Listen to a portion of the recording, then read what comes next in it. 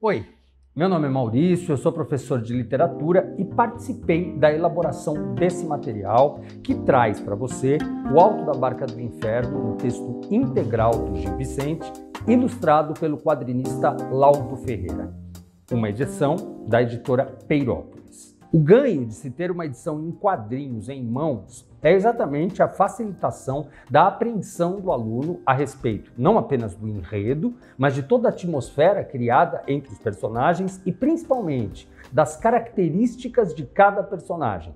Características que são responsáveis ou pela sua salvação, conduzidos para o céu, ou para a sua perdição, quando são condenados ao inferno, que é o que você sabe acontece com a maioria desses personagens. Portanto, essa é a primeira informação. As nossas duas atividades propostas, duas formas diferentes de abordagem da obra, contêm uma atividade sempre de pré-leitura, um trabalho de sensibilização dos alunos para que eles estejam preparados para receber a obra em mãos, um trabalho de leitura que acontece ou parcialmente ou completamente dentro da sala de aula, e um trabalho de pós-leitura, no qual os alunos apresentam uma atividade que pode servir para o professor fazer a avaliação de todo o processo. Então pensemos na nossa primeira atividade, para a qual demos o nome de Quem é você nessa história? Finja e se assuma. A ideia, em primeiro lugar, é levantar com os alunos, na atividade de pré-leitura, um questionamento a respeito do pensamento maniqueísta. Explicar para o aluno de onde veio o maniqueísmo, o quanto temos um pensamento muitas vezes binário, voltado para os conceitos radicais de bem e mal, e por que agimos dessa forma. A ideia é que o aluno consiga estabelecer uma relação desse pensamento com a sua vida cotidiana e que o professor o incite a listar figuras públicas, sejam do meio artístico, político ou da sua própria relação, que se encaixariam nos padrões de bem ou de mal. A ideia é que possamos começar a desconstruir com os estudantes a informação de que só existem essas duas possibilidades, de bem ou de mal. Informação largamente explorada por Gil Vicente, uma vez que se trata de um texto do início do século XVI e que traz todo o pensamento teocêntrico da época. Após feita a enquete, estabelecida a discussão em sala de aula a respeito dos conceitos de bem e mal, e uma vez bem absorvida pelo aluno a ideia de maniqueísmo, podemos partir para a leitura da obra. Sugiro que no momento da entrega dos livros para o aluno seja feito um certo suspense e que se eleve a qualidade da obra que o aluno terá em mãos.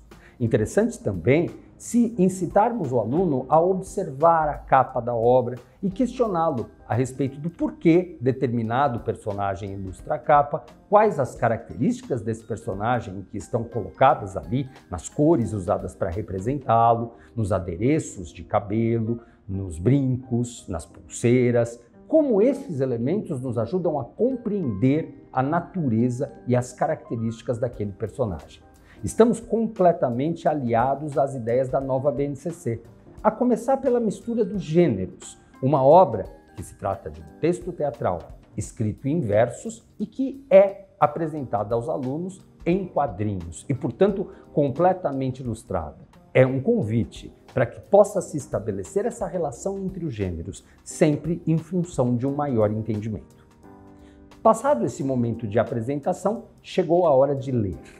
O ideal é que seja feito um círculo em sala de aula e que seja atribuído a cada um dos alunos o papel de um personagem.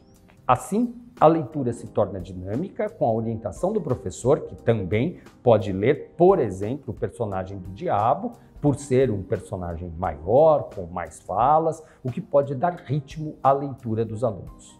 Importante que a cada quadro, a peça é composta de 9, seja feita uma pequena interrupção, para que o aluno possa falar das suas impressões e o professor estabelecer os links necessários com a mentalidade que rege o trabalho de Gil Vicente, a mentalidade contra-reformista de 1517.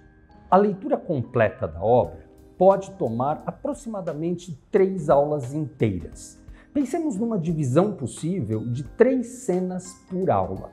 Com o tempo, O aluno se acostuma com o modelo e a estrutura do trabalho do Gil Vicente e a leitura se torna ainda mais lúdica e interessante, sem que seja em nenhum momento um grande desafio compreender a obra, exatamente por causa da constante observação dos quadrinhos.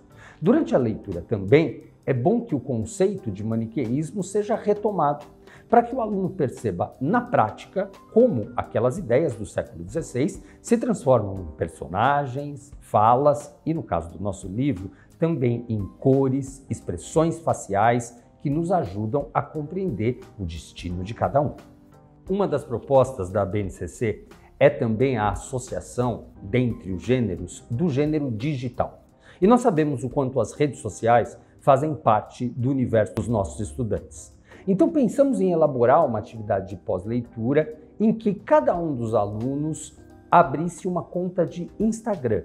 Nessa conta de Instagram, o aluno criaria um personagem e em 2 postagens teria a oportunidade de revelar algumas das suas características.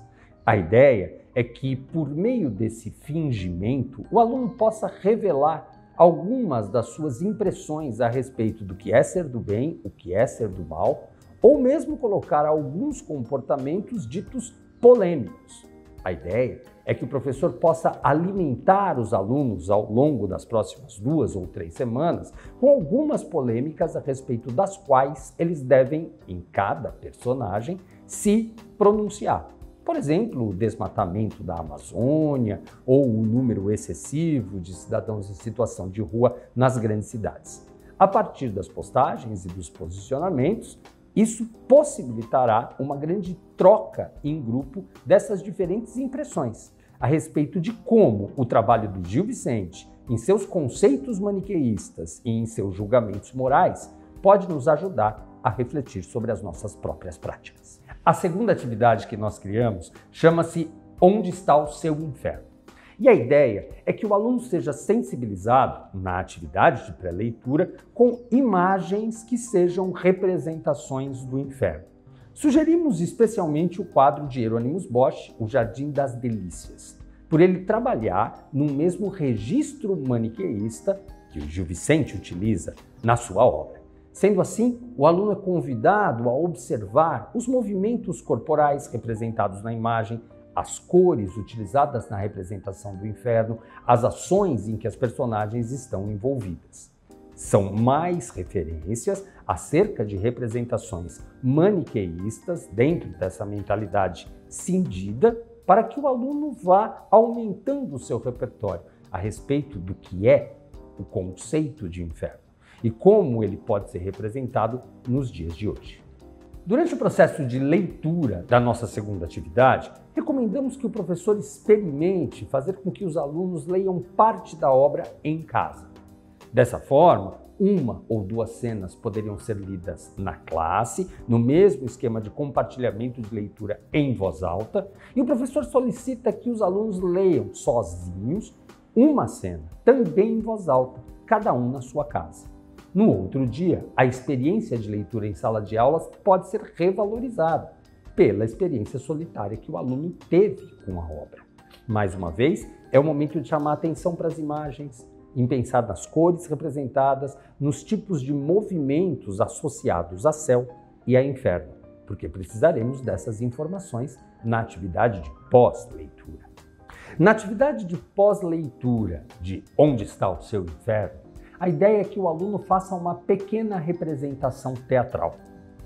A proposta é que, em pequenos grupos, o aluno escolha uma das situações do Alto da Barca do Inferno e a represente cenicamente, com a utilização de um figurino, ainda que improvisado, de um cenário que pode consistir apenas da mobília da própria sala de aula ou de cartazes e panos espalhados pelo espaço, e que estas representações, de alguma forma, dialoguem com as imagens apresentadas tanto anteriormente pelo professor, no caso Jardim das Delícias, quanto durante a leitura da obra nos desenhos do laudo.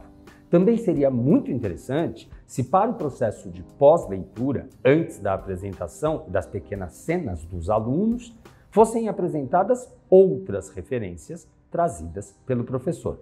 também sugeridas no nosso material e nas nossas opções de aprofundamento.